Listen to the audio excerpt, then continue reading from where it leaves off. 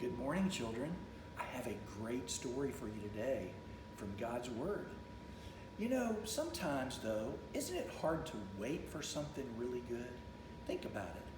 If you have to wait to open that birthday present or that Christmas present, if you have to wait for some special trip, waiting is really hard sometimes.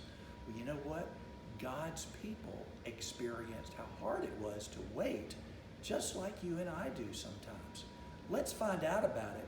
It's about a fellow named Joshua and the children of Israel as they were about to enter the promised land. Let's see what God's Word says about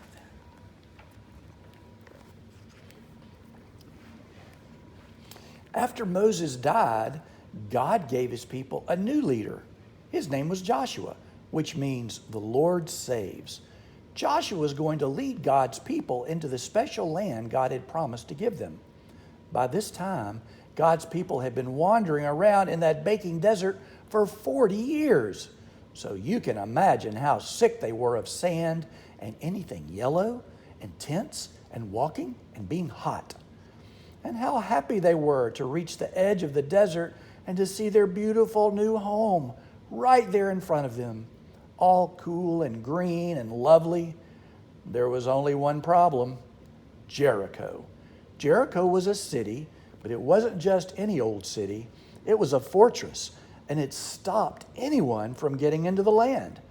The people looked at Jericho, at that big, giant, scary wall all around it, at the towering, tall ramparts, at the heavy iron gates bolted shut, at each other. What would they do? No one knew, but God knew, and God told Joshua just what to do. But Joshua must have looked surprised, because it was a very odd battle plan indeed, as we'll soon find out. Then God made his people a promise: I will always be with you, and I will never, ever leave you. If you do what I say, your lives in the new land will be happy, and everything will go well.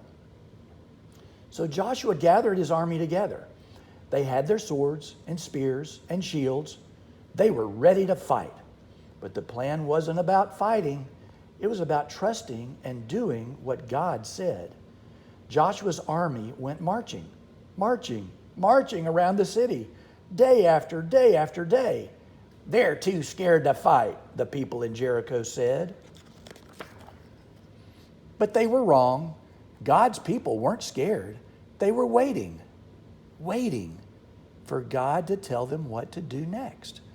On the seventh day, God told his people to march around the city not once, but 7 times. Then God told everyone to make as much noise as they could. Has anyone ever told you to make as much noise as you possibly can? Well, imagine that noise, adding 39,999 other people making that noise too. And you get the idea. Ear-splitting. And as it turned out, stone-splitting too, because the huge stone walls of Jericho came crumbling to the ground as if they were made of sand. Jericho vanished in a great cloud of dust.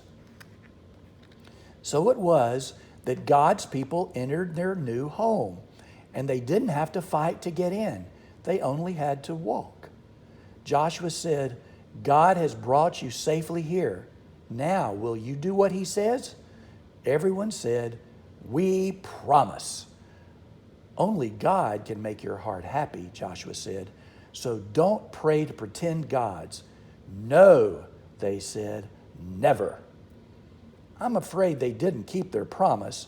They didn't do what God said. And many years later, just as God warned them, things would go badly for God's people. They would lose their home.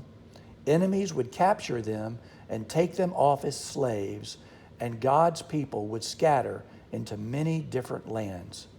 But God's plan was still working. One day, he would give his people another leader and another home.